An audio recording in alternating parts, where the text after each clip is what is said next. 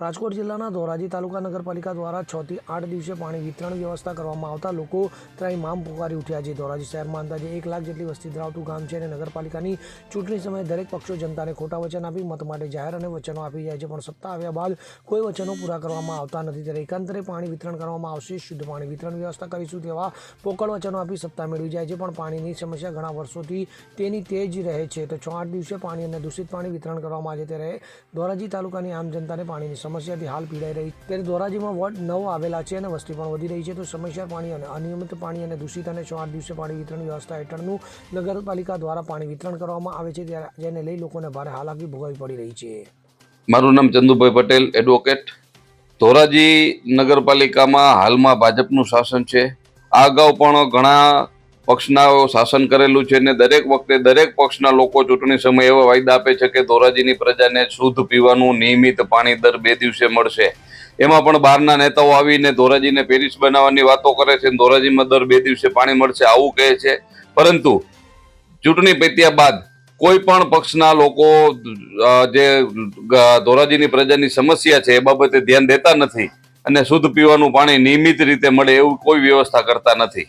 આ બાબતે ધોરાજીની પ્રજાએ જાગવાની જરૂર છે।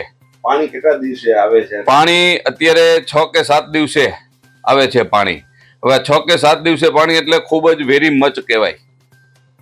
ધોરાજીની વસ્તી કેટલી છે? ધોરાજીની વસ્તી અંદાજે 1 લાખની આસપાસ છે અને પાણીની જરૂરિયાત માટે લોકોને બહેનોને કેવી તકલીફ પડતી હશે? ખૂબ જ તકલીફ પડે છે। એમાં પણ જ્યારે અમુક નાના વર્ગના માણસ હોય એમની પાસે પાણીની સંગ્રહ કરવાની કોઈ શક્તિ ન હોય એટલે એ બેચારા પાણી માટે આજુબાજુમાંથી વલખા મારતા હોય છે।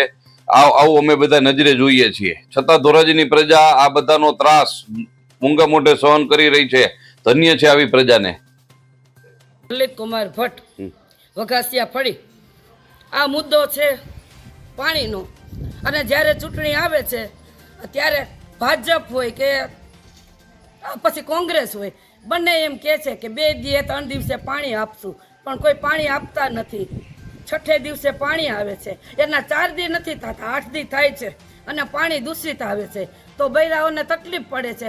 બધાને તો સગવડ ન હોય, બધાને મોટા ટાંકા ન હોય, તો કોઈએ બેરલ ભર્યા હોય, ડોલું ભરી હોય, જે ઘરમાં વસ્તુ હોય બધું ભરી લે છે, તો પાણીનો સંગ્રહ બિચારા શું કરે?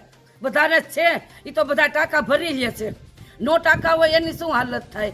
બધી લેડીસોને તો હરેડ થવું પડે, બધે પાણી ભરવા જવું પડે।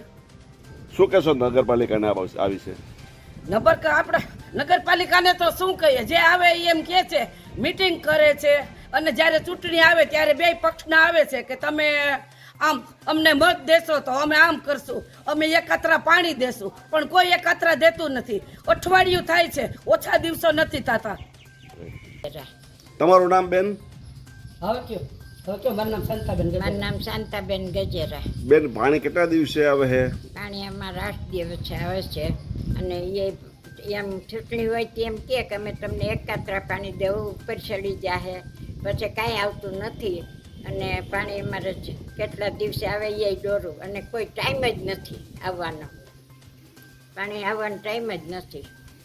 પાણી કેટલા દિવસે આવવું જોઈએ અને કેવું આવવું જોઈએ માસી? પાણી તાજું આવવું જોઈએ, એકાત્રા 2 દી આવવું જોઈએ, એને બદલે અઠવાડિયે આવે। નગરપાલિકામાં શું અપેક્ષા છે તમારી? એમ હોય કે પાણી દે 2 દી દે તોય વાંધો નહીં, બધાને હોય તો પાણી વગરના કેવા હેરાન થાય માણસો। રેડી। અલ્પેશ ત્રિવેદી સાથે CN24 ન્યૂઝ, ધોરાજી। હવે જુઓ દેશ દુનિયાની તમામ ખબરો તમારી આંગળીના ટેરવે। ઉઠાવો મોબાઈલ અને Google Play Store પરથી ડાઉનલોડ કરો અમારી CN24 ન્યૂઝ મોબાઈલ એપ।